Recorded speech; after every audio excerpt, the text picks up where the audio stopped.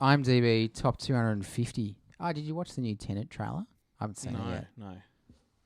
The first trailer was good. That's all I need. Yeah, same. Apparently, Christopher said his film won't be shown until 80% of cinemas are open worldwide.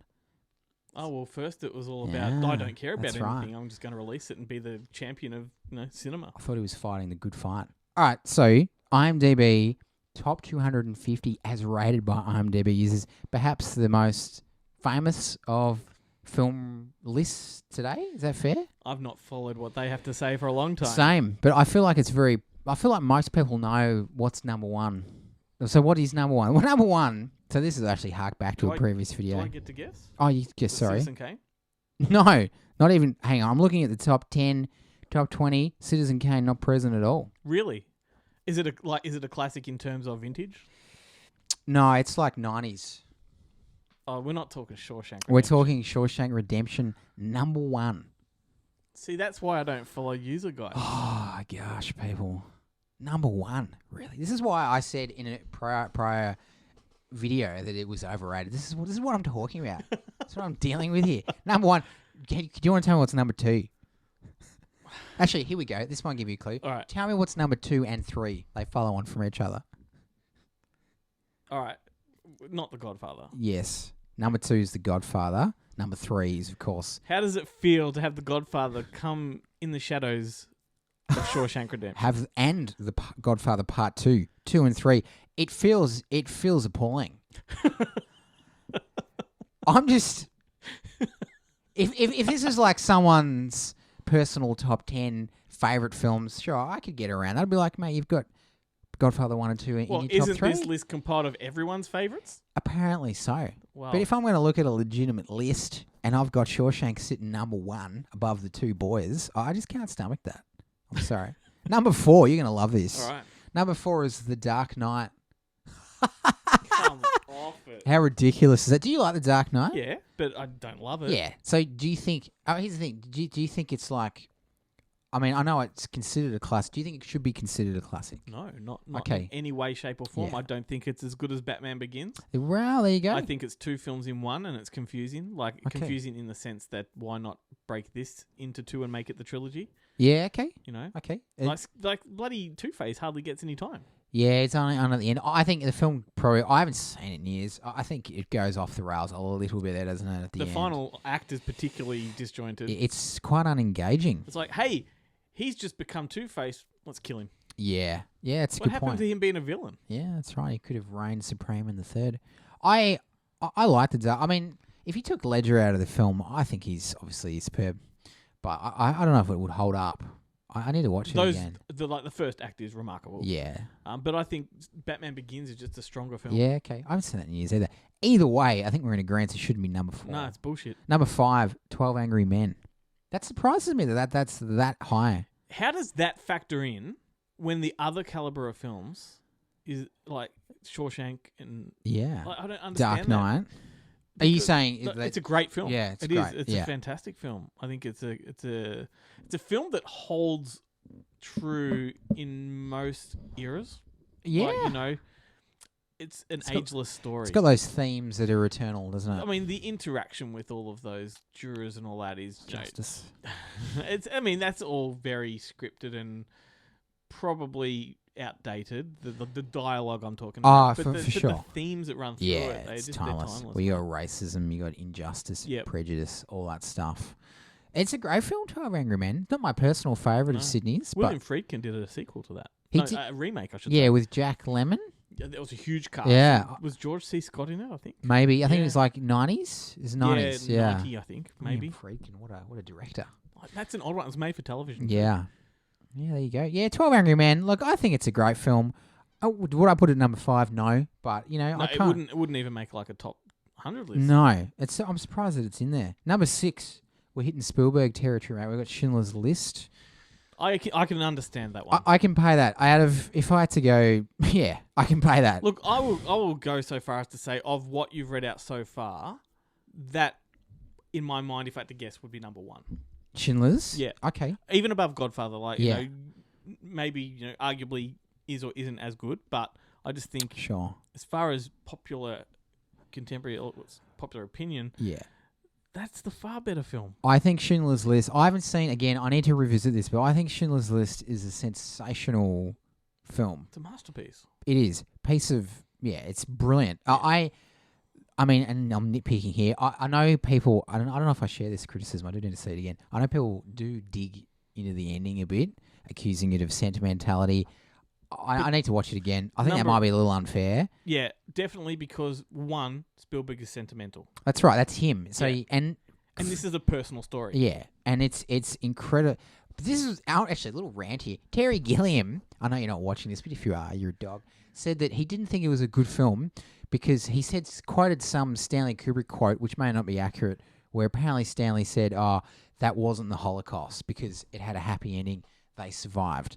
And he's criticizing the film because it doesn't accurately portray the Holocaust. Have you seen a Terry Gilliam film? Yeah, I know. It's like, one, mate, you haven't done anything that holds a candle to Schindler's List. Two, it's a true story. Yeah. These people did survive. That's right. So it's not like it's fictitious. Your argument is mute. Yeah. Number three, it's incredibly confronting film. You see terrible things.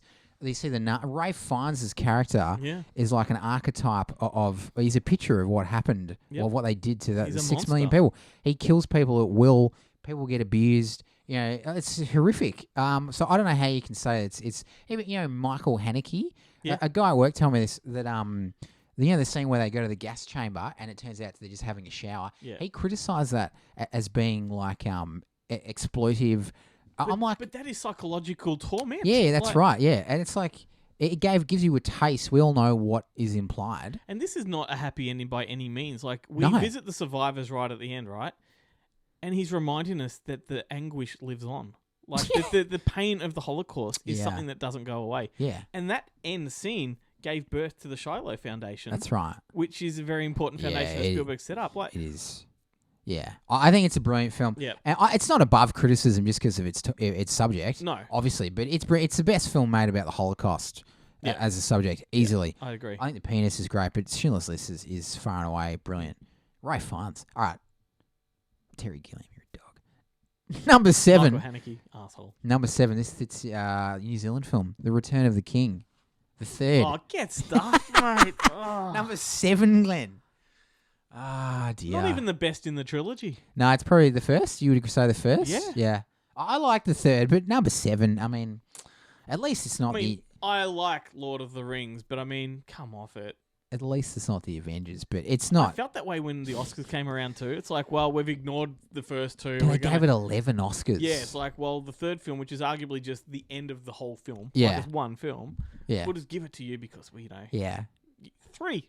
Good on you. Yeah. Well, I saw Elijah Wood interviewed and he said Jack Nicholson was like, I enjoyed the movie, but I thought it ended and I was ready to go to the toilet, and then I was another ending. Like it was like 5 endings. It was hilarious. Yeah, look that up. I agree. Number 7, Ludicrous. Number 8, Pulp Fiction. Yeah, okay. That's fine. So I've only got 4 that I'm kind of happy with here out of 8. Number 9, The Good, the Bad, and the Ugly. I'm really surprised to see that high. Yeah. That is one of my favourite films of all time, so I can't complain. No. But it's 12 Angry Men, Good, Bad, Ugly. It surprises me. What are you obviously a fan of that film? Yeah, for sure. Yeah. That's a bogus list, man. What a stone cold bloody classic. Well, there's Right. Forrest Gump. At number 12. Number 12. So just when you think that you've sort of got it figured out how people are thinking, Shawshank Redemption number 1. We've talked about it before. Forrest Gump naturally is the progression. Number if you 12. follow that logic. Yeah. What Makes an no absolute sense. joke. Fellowship of the Rings number 10. All right. Fight Club 11. Inception 13. Far out. Goodfellas number 17. What a stupid list. it's Tideland? Is that Tideland? No. What's the No. one under Cuckoo's Nest? 7 Samurai. Oh, okay. Then you got 7, which doesn't hold up. 7, I don't think. Hang on. Is Silence of the Lambs below? 7. Oh, get stuff. City of God 22. That surprises me as well. Maybe I was wrong.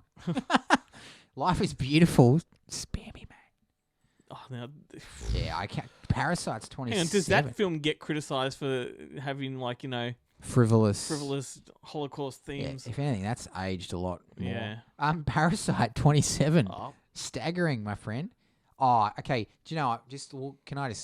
Interstellar. We didn't talk about this. Overrated. Number 30. Well overrated. Vastly overrated film. How? If you're a fan of that, can you tell me why? That film pissed me off Yes, so much. yes. When the trailer came out, I was excited. Christopher Nolan doing space exploration. The trailer plays really well. This looks exciting. It does. Matthew McConaughey was in the middle of the McConaughey-sence. He basically has a massive wank over Kubrick. He was trying to do 2001. He ended up with a poor man's version of Close Encounters. Those scenes when he's looking through the fiber at himself, like in the bookcase or whatever. Yeah. Oh, strange. I know. Like he overextended his reach. Don't tell me I don't understand it. It's like he just it's just wankerism. He just overextended his reach. Yeah. Like 2001. I don't know why you would even bother to do your own version of that. Why do so many filmmakers take space films in that Kubrick direction? Just because you've got this one bona fide classic that did it, doesn't mean they all have to. Is it because the universe can't be explained? Why do we feel the need to do this? I don't know. I think I could be wrong. I think a lot of directors post that for that generation and after put 2001 as like the high watermark for cinema. This is what you need to achieve. So I think when they go to that genre, they go, I want to try and do something that is seemingly as profound. 2001: A Space Odyssey is a film that I love. It's amazing. It's not really that profound from that should go number one on that list. Yeah, it should be. Yeah, I absolutely agree. It's an amazing film. But, I mean, you can't explain 2001 because it doesn't really make sense. It's not really the point of the movie, is it? It's about having the experience. Whereas I think people made that mistake. And I'm like, you could make a film that's profound, but just do it in a different genre. Yeah. Anyway, Interstellar. If you like it, just tell me why, because I don't get it.